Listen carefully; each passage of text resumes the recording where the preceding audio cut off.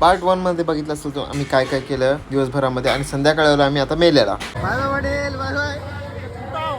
राईडला बघून प्रवीण पटेलची ऑलरेडी फाटलेली आणि प्रवीण पटेलांनी आशीर्वाद पण दिला. हा जो झुला आहे हा तुटला पाहिजे असा आशीर्वाद दिला आहे प्रवीण पटेलांनी. आणि खरंच खूप खतरनाक होता. सर्वात जास्त डेंजर तर हाच होता एरोप्लेन वाला. ओम पण खूप घाबरला होता. नंतर आम्ही बसलो ब्रेक डान्स मध्ये. तशी आमची राईड चालू झाली. सुरुवातीला तर काय वाटलं नाही, पण ज्यावेळेस तर एकदम जोरजोरात गोल फिरायला लागला तेव्हा अशी फाटायला स्टार्ट झाली की नाही. जत्रा बित्रा काय नाही भाई, स्वतःचे पैसे देऊन स्वतःचीच फाडून घ्यायचे काम आहे ते. जय हिंद दोस्तों. नंतर आम्ही बसलो झोक्यामध्ये सेम फील असं वाटला की जसं की झाडाला झोका बांधलाय आणि त्याच्यामध्ये आम्ही झोका खेळतोय. बस बाकी दुसरं काहीच नव्हतं याच्यामध्ये विशेष. मग पाटील तुमचं म्हणणं काय आहे या राईड बद्दल?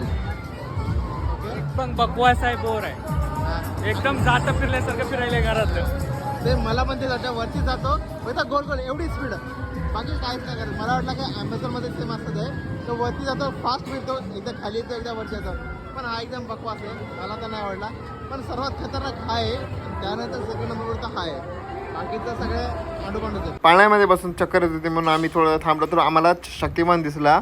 ज्या पाळण्यावर मला सर्वात जास्त भीती वाटली त्याच पाळण्यावरती हा भाई मस्ती करतोय, आडवा तिडवा काय होतोय खतरनाक भाई. त्याच्याच बाजूला मोगली उड्या मारत होता. मोगली जर कोणाला माहित नसेल तर टार्झन माहित असेल की तो जंगलामध्ये राहतो एक मुलगा, तर तशाच टाईपमध्ये हा पण उड्या मारत होता. जर कोणी जात असेल मेल्यामध्ये तर ह्याच्यानंतर लक्षात ठेवा की याचं गेटच्या बाजूलाच आहे ट्रॅम्पोलिन. तर याच्या ट्रॅम्पोलिनमध्ये आपल्याला मुलांना नक्कीच पाठवा. आणि माझ्या व्ह्युअर्ससाठी एक ऑफर आहे की 100 मध्ये 6 जण तुम्ही 6 मुलांना खेळू शकता त्याच्यामध्ये. त्याला माझी व्हिडिओ दाखवा, तो समजून घेईल भयांनी पाठवलाय म्हणून. तर आजच्या ब्लॉगमध्ये एवढंच. नेक्स्ट ब्लॉगमध्ये भेटूयात. Bye bye.